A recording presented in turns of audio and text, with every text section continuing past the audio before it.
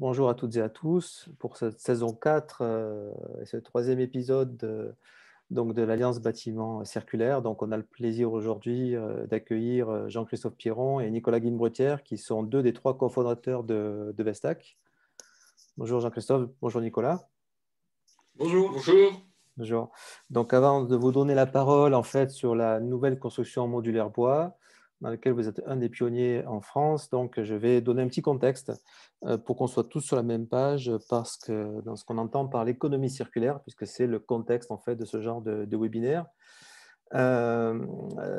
Rapidement, donc, je pense qu'on a tous compris qu'on est aujourd'hui dans un modèle linéaire qui arrive en bout de course, donc on peut plus se contenter d'extraire, consommer et jeter. Aujourd'hui, donc par opposition au cradle to grave, qui veut dire du berceau au tombeau, en fait, on est vraiment dans le cradle to cradle, du berceau au berceau. Et l'idée, c'est de vraiment en fait pouvoir régénérer les ressources en imitant la nature. Donc, on extrait peut-être une première fois, mais ensuite on fabrique, on utilise, on peut réemployer, mais le réemploi n'est pas l'économie circulaire. On a tendance parfois à le réduire à ça, mais ce n'est pas du tout le cas. Le réemploi, c'est une manière finalement de réemployer une fois ou peut-être deux fois des produits usagés, mais au bout de ce réemploi, il faut bien qu'il soit réintégré dans des processus de fabrication. Sinon, à nouveau, en fait, on fait du linéaire, on fait du déchet, au lieu de créer vraiment une boucle organique ou technique, si possible infinie. Et il y a plein d'exemples aujourd'hui, et ça se développe, qui montrent que c'est possible. Alors pourquoi c'est nécessaire? Parce que aujourd'hui, j'ai écouté ce matin, en fait, je crois que c'était sur BFM ou LCI, où on nous disait en gros qu'il y avait une pénurie de métaux qui était en train de s'organiser avec la transition écologique. C'est-à-dire que le paradoxe, c'est que par exemple, pour construire une éolienne, une seule éolienne, les métaux qui sont nécessaires en fait pour construire une seule éolienne, c'est les métaux qui sont nécessaires pour construire 9 centrales thermiques. Ou pour construire une voiture électrique, ce sont les métaux qui sont nécessaires pour construire 6 voitures thermiques.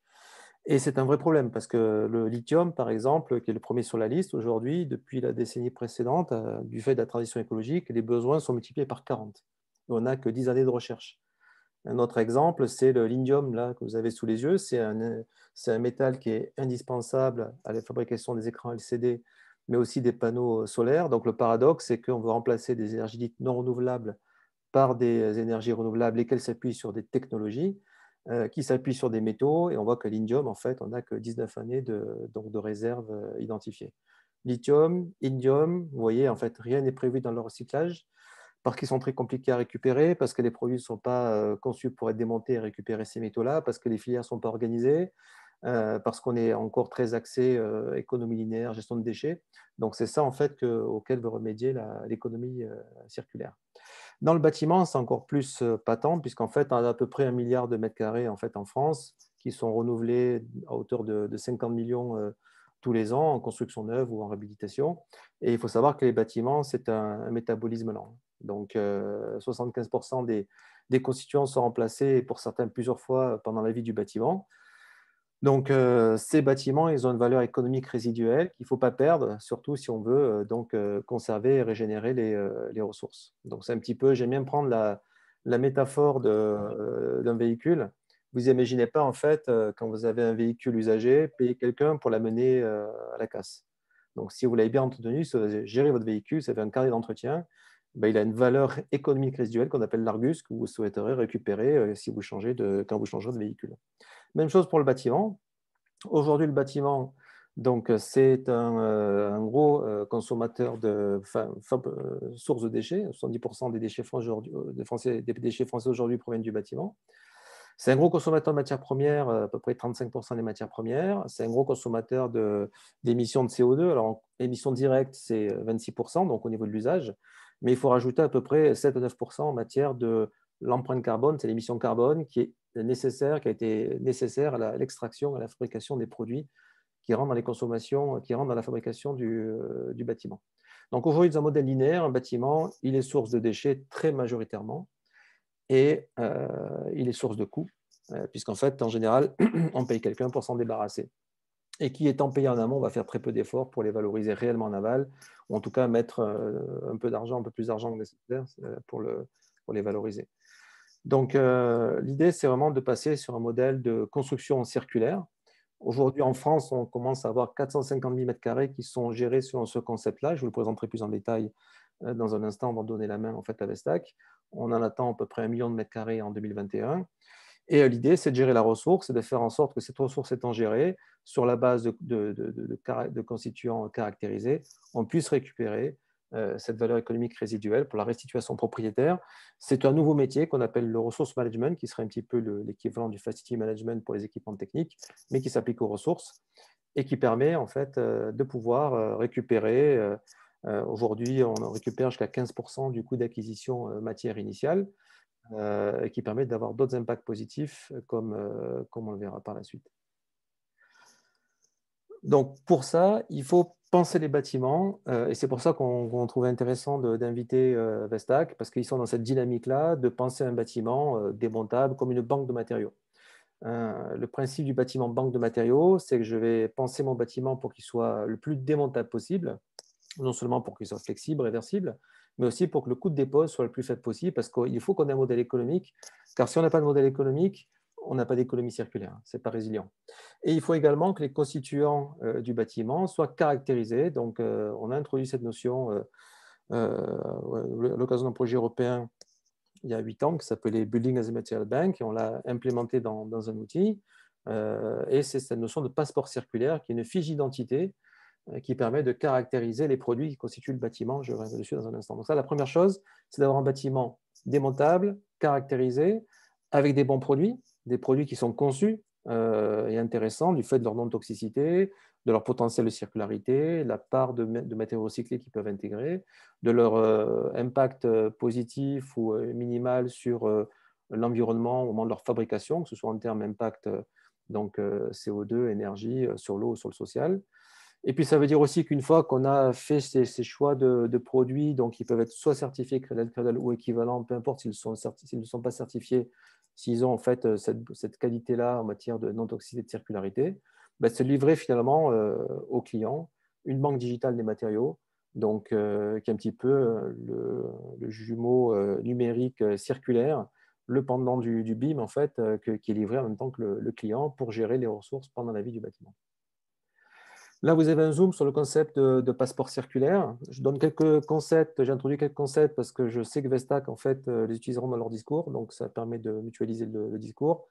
Un passeport circulaire, en fait, vous pouvez en trouver des exemples dans Psyclea.cloud, qui est une librairie où des centaines de fabricants ont déclaré des milliers de passeports circulaires dans lesquels ils ont déclaré la composition de leurs produits, les empreintes carbone, énergétiques, la part de recyclé, les prochains usages, s'il y a des éléments, des molécules toxiques ou pas.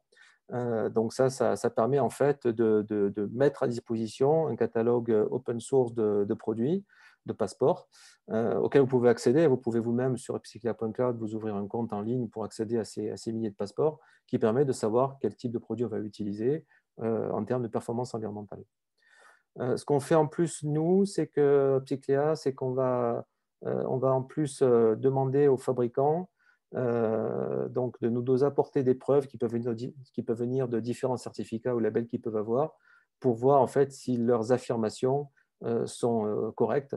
Et donc, s'ils nous apportent des preuves qui donc affirment leur information et qui est vérifiée par un tiers, ils ont un petit pictogramme en fait coloré, et ils ont des petits pictogrammes noir et blanc si par contre c'est autodéclaratif. Et puis s'ils n'ont pas de preuves à nous transmettre en privé, ou s'ils sont au-delà de certains seuils, à ce moment-là, ils n'ont pas de petits pictos. Donc ça permet très rapidement de pouvoir voir quel est l'impact de la performance environnementale en fait, d'un produit. Alors ça, c'est intéressant parce que du coup, ce passeport-là, on va pouvoir l'associer à ce qu'on appelle les tableaux des matériaux, qui deviennent finalement obligatoires maintenant à travers la RE 2020, parce que quand on va faire des calculs le plus, on est obligé d'avoir les tables des matériaux. Nous, c'est quelque chose qu'on professe depuis des années, mais maintenant, c'est en train de devenir réglementaire. Et donc, un tableau des matériaux, c'est les matériaux, les produits qu'on a recensés, leur quantité, etc. Ben, nous, on rajoute en fait cette notion de passeport circulaire qui caractérise la performance environnementale du bâtiment, du matériau ou du produit. Et du coup, on est capable d'importer ça automatiquement dans une plateforme comme la nôtre pour calculer la signature circulaire en fait, du bâtiment sur la base des produits qu'il constitue en un clic. Oui. Et donc, on va calculer évidemment son empreinte carbone, répartition par catégorie, le degré de non-toxicité du bâtiment en fonction évidemment des produits et de ses passeports, le degré de circularité, la part de réemploi, la part de recyclé qui est utilisée, et puis aussi, c'est très intéressant, la valeur économique résiduelle qui est calculée à partir donc, de tables. Nous, on a des tables en fait depuis 14 ans qu'on est dans l'économie circulaire, qui disent en hypothèse haute et basse combien ça peut rapporter en réemploi ou en upcyclage un produit ou un matériau. Donc, on a ces informations-là quand on a des quantités. Quand on rajoute l'économie en fait, de non-enfouissement et quand, par contre, on déduit le surcoût de dépose sélective et qu'on pondère ça par le degré de démontabilité et le degré d'usure, ça nous donne une équation en pourcentage du coût d'acquisition des produits initial. Et c'est comme ça qu'on peut mesurer la valeur Argus, la valeur économique résiduelle des produits et donc de mon bâtiment. Et le Graal, c'est ça, c'est qu'à partir du moment où j'ai construit des bâtiments caractérisés, type de banque de matériaux, qui sont donc gérés, dont je peux calculer la signature circulaire, je peux en fin d'usage donc soit les réemployer en boucle fermée s'il y a des gens qui ont donc exprimé des besoins en produits, soit si c'est plutôt des fabricants qui veulent des matières premières secondaires, là aussi les rediriger vers ces fabricants-là pour qu'ils ont réintégré soit via le réemploi, soit en fait via l'upcyclage en fait, dans les bâtiments, ou alors du réemploi en boucle ouverte pour les acteurs qui font du réemploi type ESS ou des places de marché. Donc l'idée, c'est ça, c'est de voir comment on peut, dès le départ, pour construire une véritable économie circulaire dans le monde du bâtiment, éco-concevoir et faire du resource management pour que finalement nos ressources ne deviennent jamais des déchets et voir qu'elles soient source au minimum d'économie ou de revenus en fait, pour les propriétaires de ces ressources. Voilà, c'était un petit peu pour donner le contexte de la présentation d'aujourd'hui. Évidemment, on peut intégrer aussi tout ce qui est issu de diagnostic PMD pour pouvoir faire du réemploi in situ ou peut-être ex situ en fait, dans cette dynamique-là. Et ce qui est intéressant, en fait, ce qu'on trouve intéressant, c'est pour ça qu'on se donné la parole en fait à Vestac, qui est une start-up extrêmement prometteuse, et donc à Jean-Christophe et à Nicolas, pour qu'ils nous présentent un petit peu comment ce concept d'économie circulaire aujourd'hui s'applique et se décline concrètement dans la construction, et en l'occurrence dans la construction modulaire bois. Donc, Jean-Christophe et Nicolas, à vous la parole.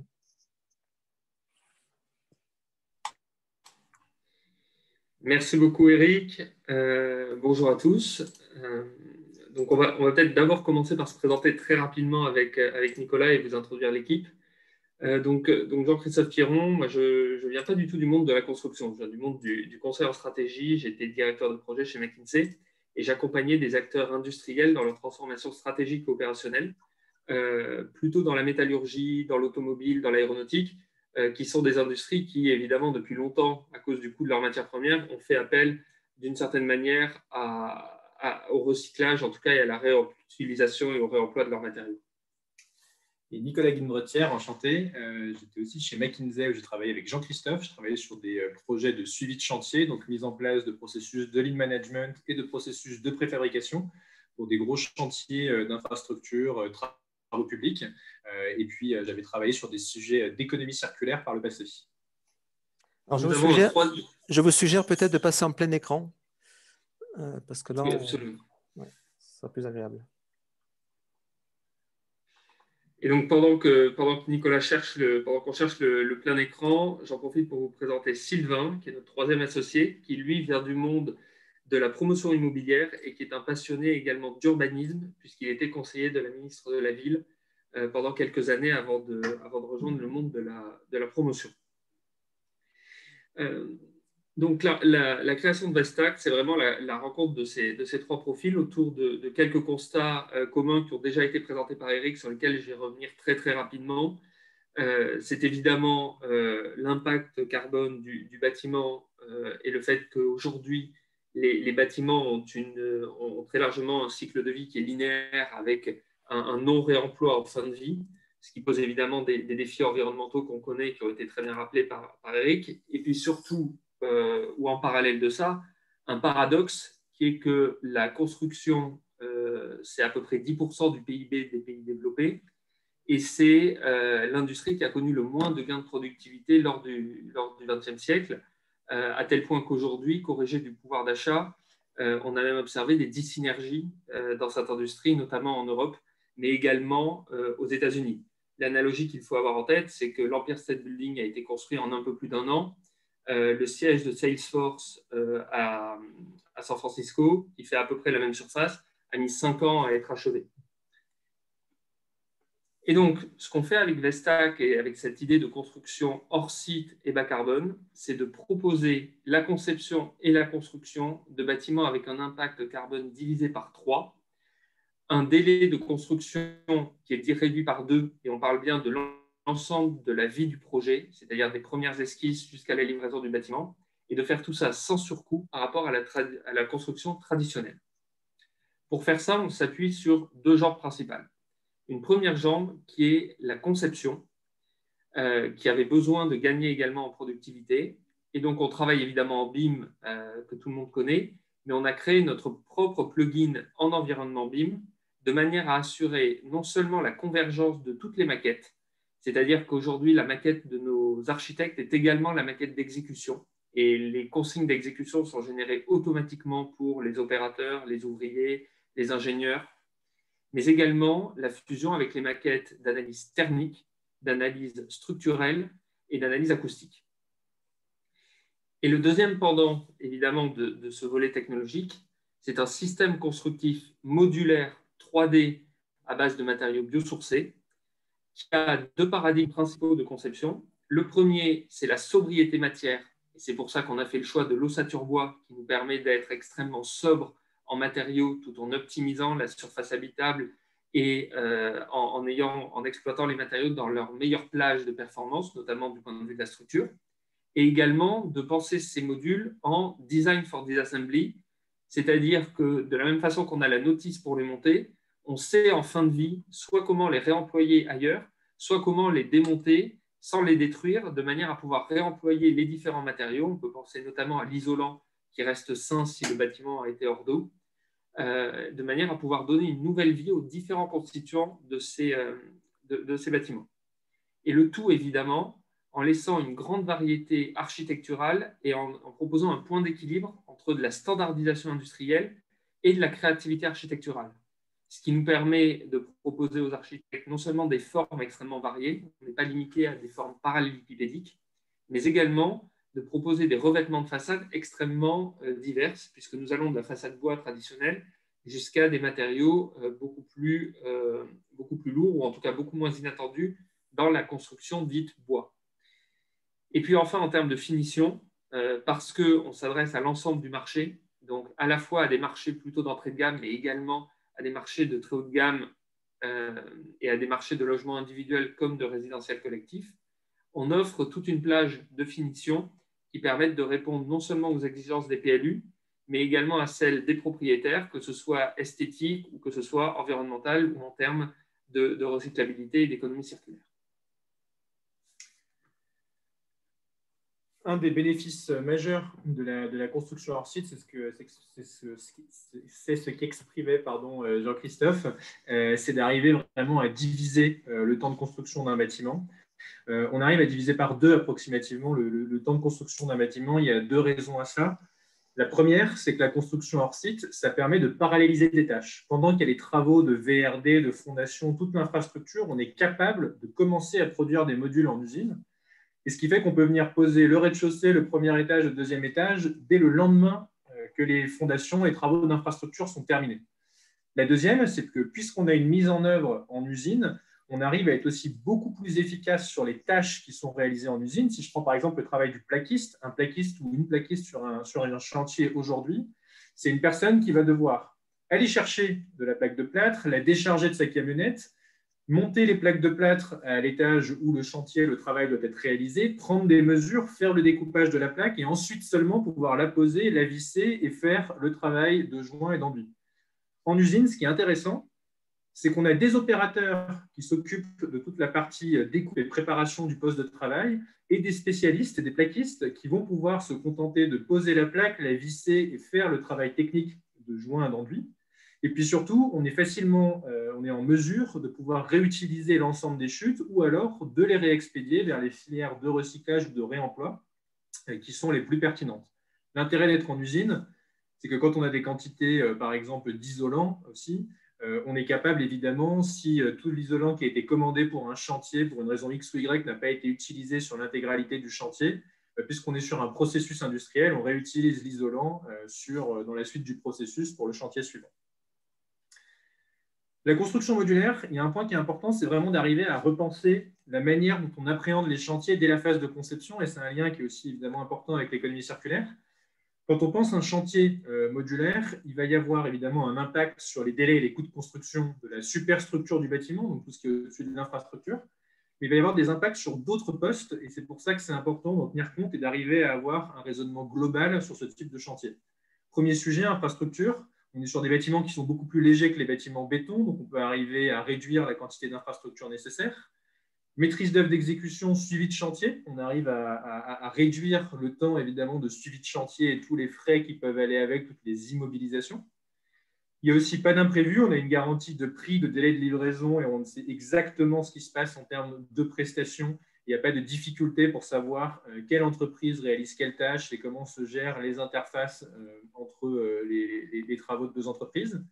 Et puis, évidemment, il y a aussi un impact sur la trésorerie et la rotation du capital, puisque comme on réduit le délai de livraison, on arrive forcément à augmenter le retour sur investissement et à augmenter, par exemple, le nombre de projets financés sur une année.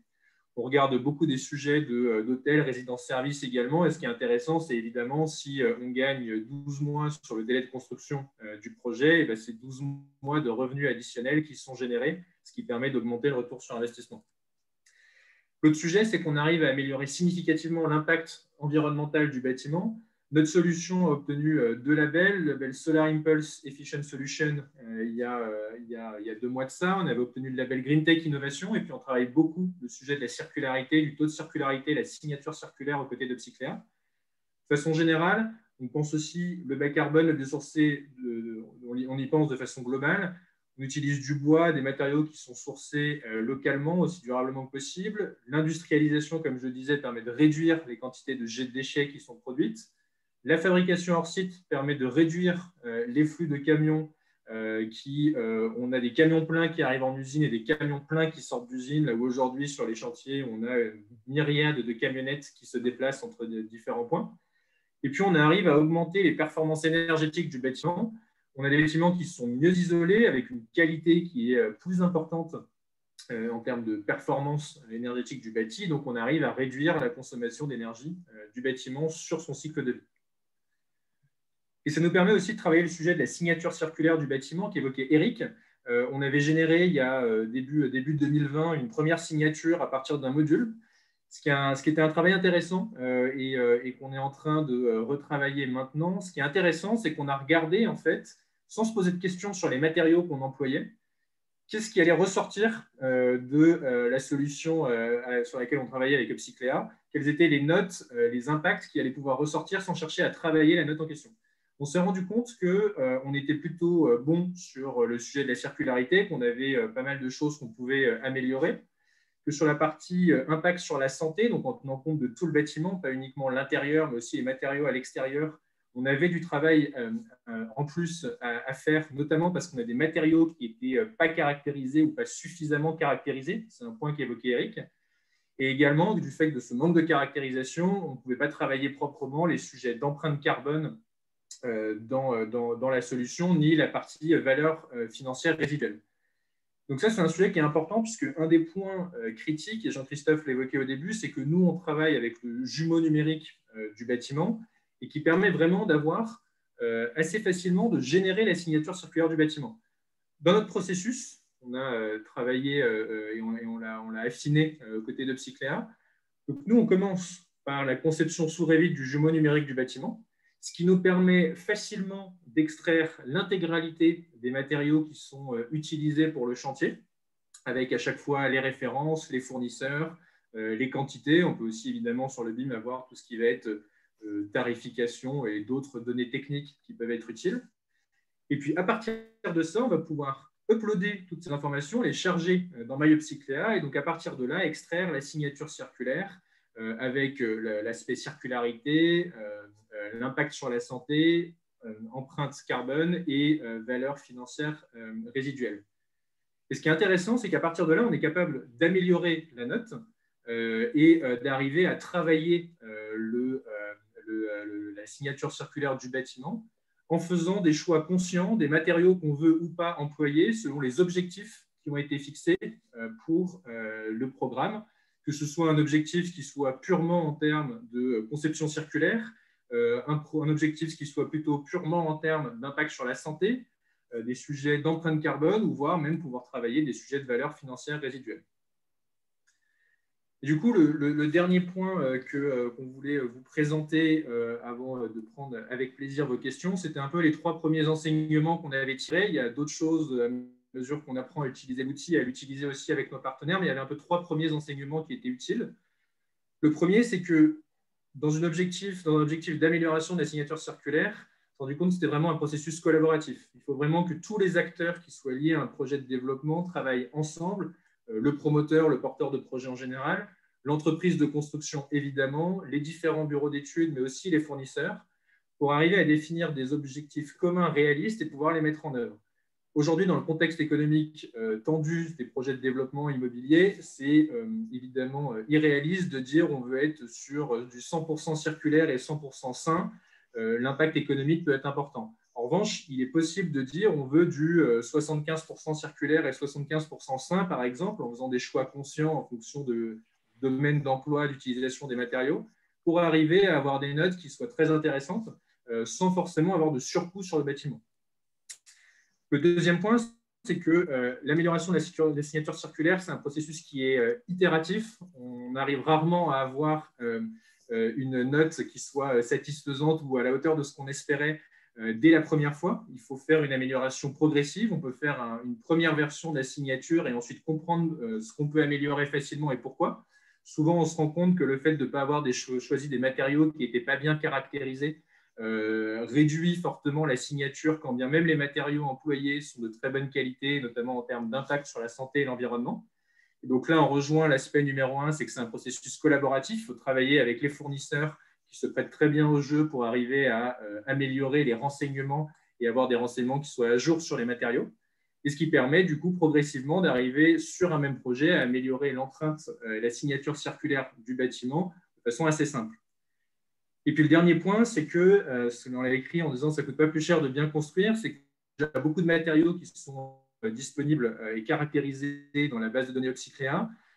J'ai vu des exemples de plaques de plâtre, par exemple, qui étaient caractérisées sans forcément vouloir signaler, mettre en avant un fournisseur plutôt qu'un autre. Mais par exemple, une plaque de plâtre, il y a notamment, je crois, un fabricant qui est bien référencé, qui a bien caractérisé ces plaques de plâtre, ce qui fait que ça permet d'améliorer significativement la signature circulaire.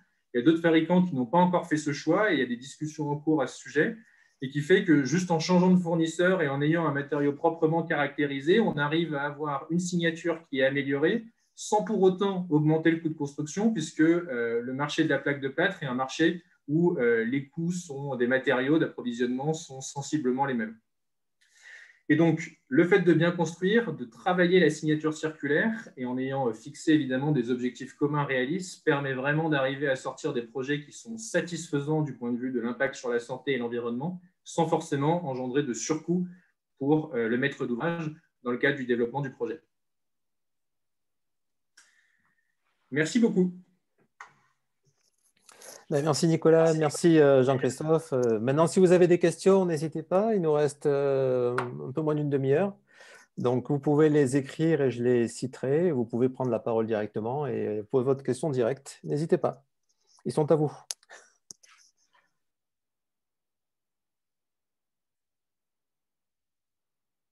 Moi, j'ai une question du coup, Jean-Christophe, Nicolas, c'est cette approche en fait qui semble empreinte de bon sens, là, de faire de la préfabrication donc, en usine avec tous les gains que vous avez identifiés. C'est pas quelque chose en fait est-ce que c'est quelque chose qu'on retrouve ailleurs en France ou et à l'étranger? Comment vous situez par rapport à ce marché de la construction modulaire? Alors, la réponse, je vais faire la réponse courte parce qu'on pourrait en parler longtemps. La construction hors site est quelque chose qui existe depuis très longtemps en Amérique et en Europe du Nord pour 2 raisons différentes. En Europe du Nord, pour des raisons climatiques, comme il était impossible de construire 6 mois par an à cause des chantiers, ils ont développé des méthodes qui permettaient de construire à l'abri et de gagner et de permettre de travailler sur l'ensemble de l'année. Et aux États-Unis, principalement pour des raisons de coûts de production, ils ont dû trouver des moyens de baisser les coûts de fabrication pour permettre de dégager des marges ou d'autres poches de dépenses pour les ménages. En France et en Europe, on va dire du continental et a fortiori du Sud, c'est une technologie qui reste assez récente. Il y a des traumatismes historiques, notamment suite à la reconstruction après la Seconde Guerre mondiale, qui ont donné pas forcément une très bonne image de ce type de construction, qui était une image de mauvaise qualité ou une image de produits extrêmement standardisés, sans aucune flexibilité architecturale. Et puis, les dernières tentatives, notamment de petits industriels, entre guillemets, il n'y a rien de péjoratif dans ce que je dis, n'ont pas toujours été couronnées de succès. Mais on observe un point de rupture depuis 5 à 10 ans, un point de rupture technologique d'abord, avec l'émergence du BIM, la baisse des coûts robotiques de production et de manière générale le développement des systèmes d'information qui permettent de pouvoir piloter des lignes de fabrication pour du bâtiment, comme par exemple on pourrait piloter des lignes de fabrication pour des voitures, ce qui rend beaucoup plus rentable ce type de fabrication.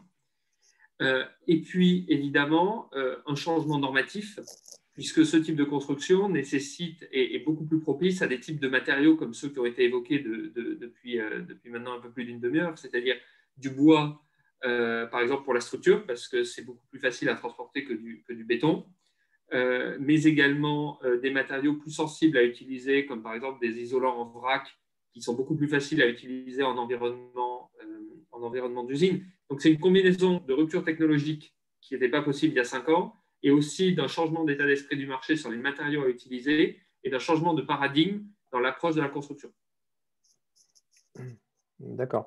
Et donc, on connaissait jusqu'à présent la préfabrication 2D, en fait. Là, on est manifestement, de ce que j'ai compris, en fait, sur du 3D avec des modules que vous fabriquez et puis que vous transportez jusque sur le site d'assemblage, si je puis dire, un petit peu comme du Lego. Donc quelle est la différenciation ou le point fort, en fait, de passer du 2D au 3D, en fait, dans cette construction-là? Un des intérêts majeurs de faire la construction 3D plutôt que 2D, c'est qu'on arrive à faire un travail qui est entièrement fini à l'usine. Donc, on est dans un processus et dans un cadre qui est complètement maîtrisé. Donc, du coup, on va avoir des conditions de travail pour les ouvriers qui sont améliorées, mais on va aussi avoir des bâtiments à la qualité qui est améliorée. On a des contrôles qualité à chaque étape qui fait qu'on va pouvoir tester, par exemple, les lots techniques de l'usine avant même de les envoyer sur le chantier, ce qui fait que s'il y a, par exemple, des sujets de fuite, on peut les détecter à l'usine. Et donc, on n'a pas de sinistre par la suite. Et puis, évidemment, il y a le sujet du gain de temps. Donc, le bâtiment est hors d'eau, hors d'air en usine, avec des finitions, ce qui fait que ce qui reste sur le chantier sont principalement des raccords mécaniques entre les modules, des raccords entre les lots techniques, les réseaux électriques, réseaux de plomberie, CVC, les branchements au réseau public. Et ce qui fait qu'on arrive à accélérer très fortement les délais de livraison, même par rapport à la construction 2D, mais surtout qu'on a un processus qui est industriel, on a un produit industriel qui est parfaitement contrôlé, là où l'animation sur les chantiers fait qu'on peut avoir toujours des problèmes de qualité. Quand on construit en 2D, par exemple, et ben, s'il pleut le jour où on est en train de faire l'installation et qu'on n'a pas encore mis le bâtiment hors d'eau, et ben, on se retrouve avec de l'eau à l'intérieur du bâtiment. D'accord, donc on a vraiment la capacité à pouvoir industrialiser, faire du lean management, ce genre de choses, en fait. Ok, bah donc j'ai des questions qui commencent à arriver. J'ai une question de Nafi sur les assurances. Donc, les assurances sont-elles pas frileuses pour ce qui concerne ce type de construction dans le cadre de bâtiments recevant du public? Alors, justement, le premier bâtiment Vestac qui va sortir de terre en courant de l'été est un ERP, c'est une crèche. Et notre assureur AXA, pour ne pas le nommer, n'a eu aucun problème à nous assurer. Au contraire, il y a une forme d'enthousiasme, notamment parce que tous les contrôles sont faits à l'usine, donc la sinistralité doit mécaniquement diminuer. Donc en réalité, le risque pour l'assureur est considérablement inférieur. Et ça, notre assureur l'a bien compris.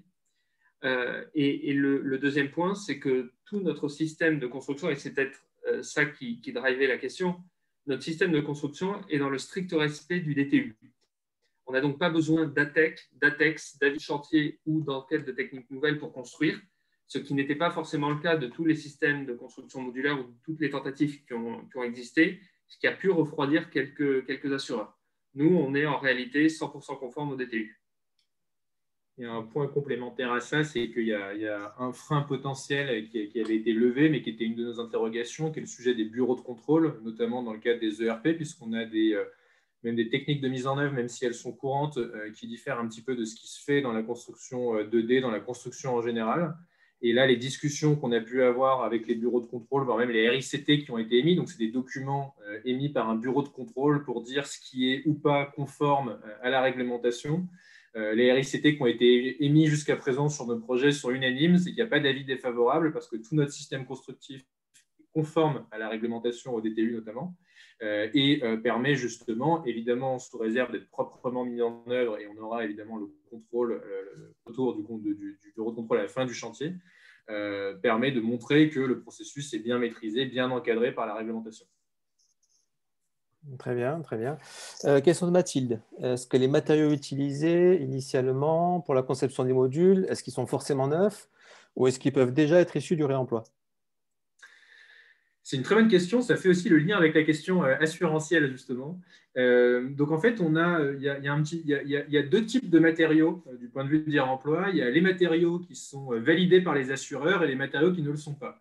Des sujets comme des sujets structurels, des éléments qui peuvent mettre en danger potentiellement, et le mot potentiel est important dans ce que je dis, mettre en danger potentiellement la qualité du bâti, la structure. En général, les assureurs sont assez frileux pour qu'ils soient réemployés. Donc aujourd'hui, réutiliser des panneaux de contreventement, donc des panneaux bois pour assurer la stabilité du bâtiment, c'est possible, mais ça fait partie des grandes innovations dans le bâtiment. Les matériaux qui vont être principalement réutilisés aujourd'hui, et la réglementation est en train d'évoluer, les mentalités sont en train d'évoluer, c'est plutôt des matériaux de finition. Et ce qui permet déjà de réutiliser, on peut réutiliser des cloisons de distribution, on peut réutiliser des parements intérieurs, des revêtements de sol et autres.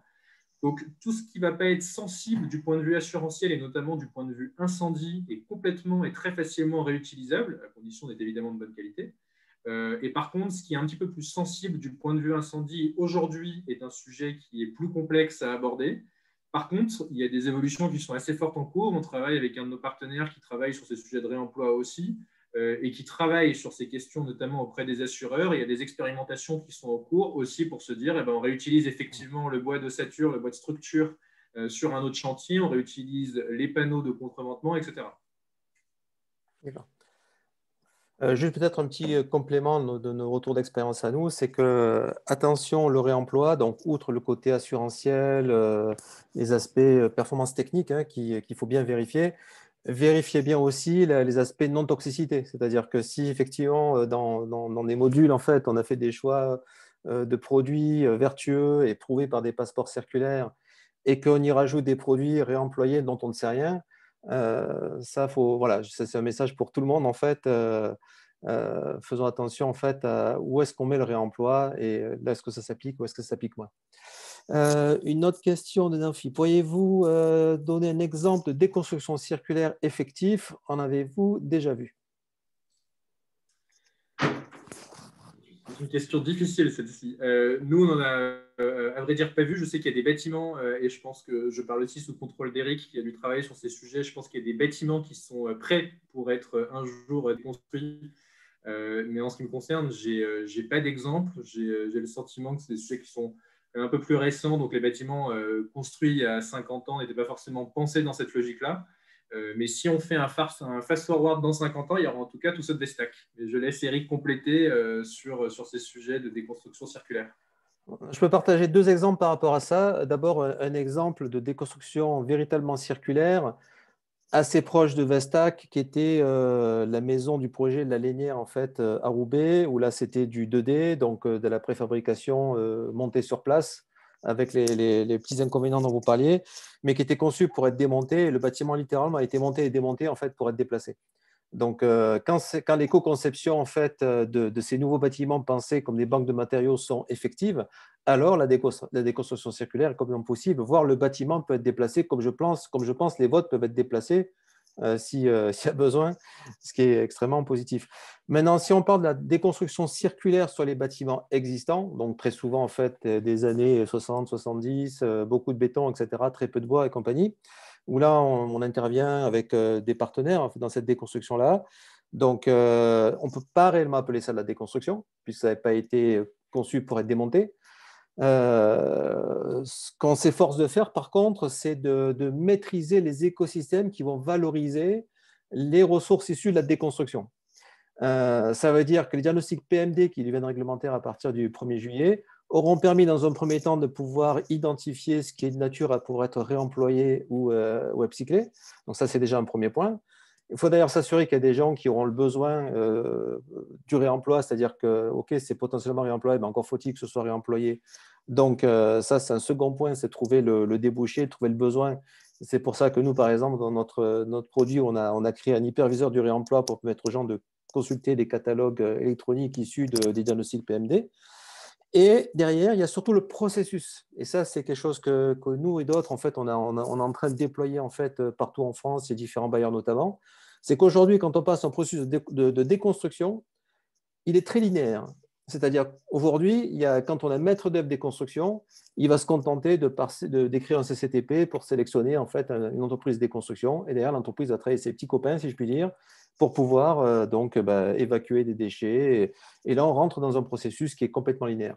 La déconstruction circulaire, et ça, c'est en train aujourd'hui de se déployer de plus en plus, consiste à considérer le maître d'œuvre des constructions, ou peut-être ce qu'on appelle la hémoéconomie circulaire, en fait, pour l'assister là-dedans, comme une espèce de chef d'orchestre qui aura préalablement identifié, compte tenu des potentiels des différents gisements caractérisés, ce qu'ils peuvent devenir en réemploi ou en upcyclage, et ensuite va suivre entre les différents acteurs, que ce soit l'entreprise de déconstruction qui va se contenter de déposer au bon format, puis celui qui va collecter, peut-être massifier, puis celui qui va ensuite peut-être transformer mécaniquement, chimiquement ou je ne sais quoi, pour répondre à la qualité attendue par celui qui a le besoin. Donc, ce maître de déconstruction devient le chef d'orchestre, en fait, et finalement, on commence à avoir un processus qui est un petit peu miroir du processus de construction classique, où on a une étude et ensuite on sélectionne les entreprises. Ben là, c'est pareil. Il faut qu'on ait une véritable étude de déconstruction et qu'ensuite on sélectionne les entreprises qui sont gérées, en fait, dans cet écosystème d'acteurs par le chef d'orchestre qui doit devenir, en fait, le maître de déconstruction ou son AMO. Donc, c'est penser non seulement à la structure, à partir d'aujourd'hui, grâce à des gens comme vous et d'autres, pour que la déconstruction soit possible, si l'éco-conception l'a permis grâce à la démontabilité. Et pour l'existant, enfin, par rapport au passé, c'est dès à présent, en fait, penser cette déconstruction comme étant en fait, vraiment circulaire sur la base d'écosystèmes préalablement définis. Donc, c'est tout un, tout un processus et beaucoup de choses en fait, à partager là-dessus. Peut-être qu'on fera en fait, un webinaire exclusivement là-dessus. Est-ce qu'il y a d'autres questions? Une question de Francis. Comment et qui contrôle les travaux réalisés hors site?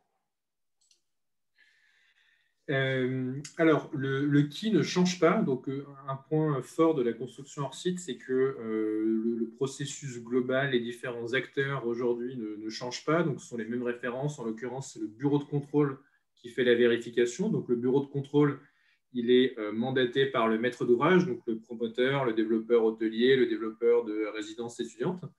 Et qui va faire un contrôle évidemment à la fin du chantier de façon extrêmement classique et aussi pendant le chantier. La façon dont ça se passe pendant le chantier, c'est que le bureau de contrôle est invité sur la ligne de production et peut vérifier les modules.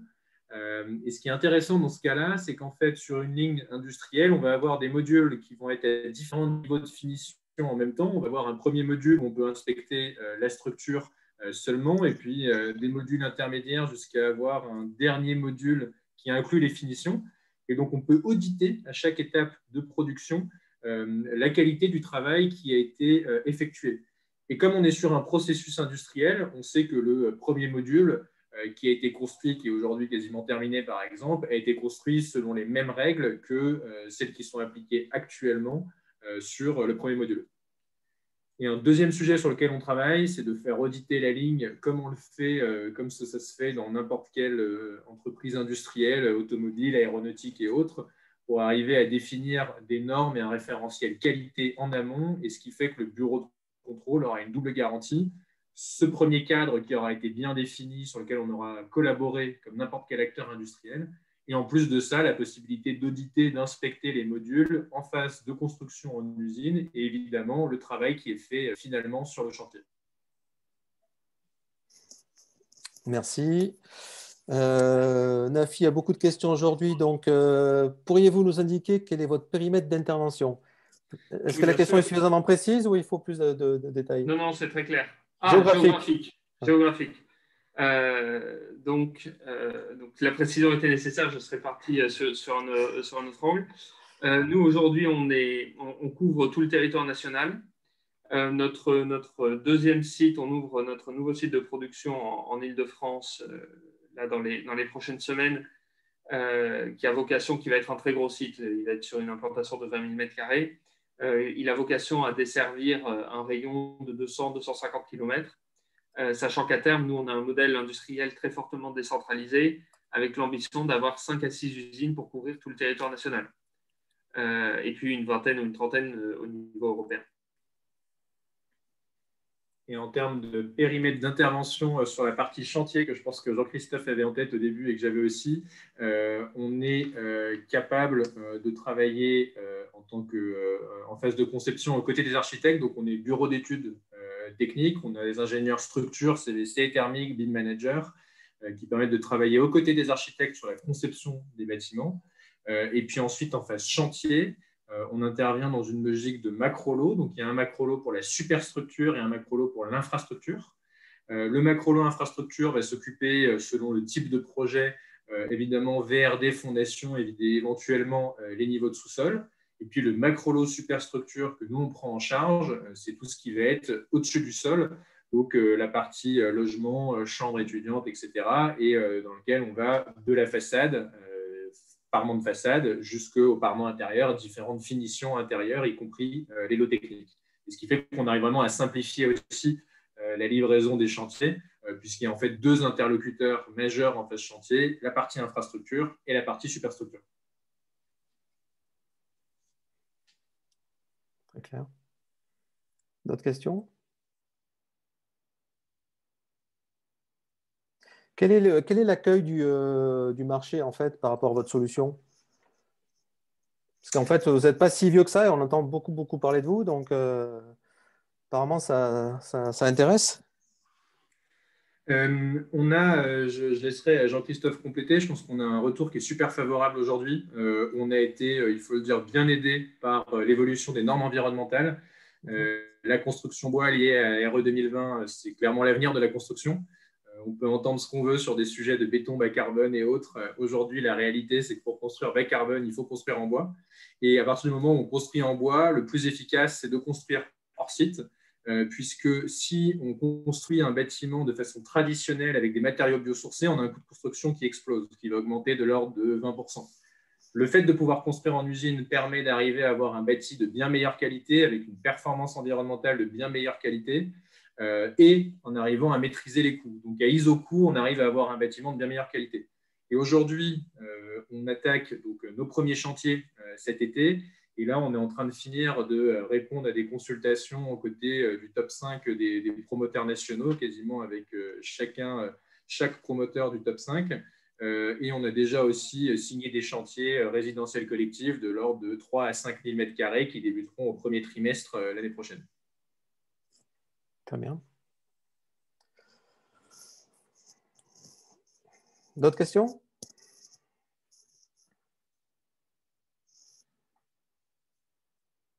Francis, vous avez une question? Oui, je voulais juste revenir sur les contrôles hors site et même sur site en fait.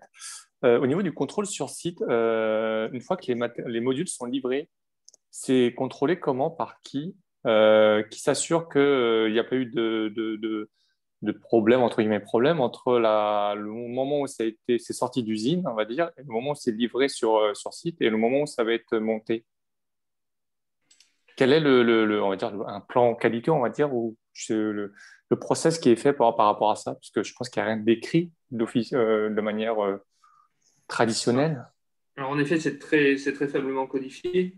Donc, nous, ce qu'on fait, c'est que dans le cadre de notre charte d'assurance qualité vis-à-vis de nos clients, nous, on refait des contrôles, évidemment, sur le bâtiment une fois livré pour être sûr qu'il n'y a pas eu de dommages ou de dégradation pendant le transport, sachant que le module a été conçu pour justement être transportable. Il est surrigidifié, les éléments sont extrêmement bien protégés, tout ce qui est joint de placo a été pensé pour ne pas sauter au montage ou être laissé à finir sur site en fonction du type de projet. Et puis le bureau de contrôle est toujours prêt à visiter le chantier juste avant la livraison au client final. Ouais, mais là où enfin, le bureau de contrôle, il n'est pas en permanence sur site. C'est ça. À un moment, enfin, un chantier, sa vie a une temporalité qui est autre, qui est différente de celle de l'intervention d'un bureau de contrôle.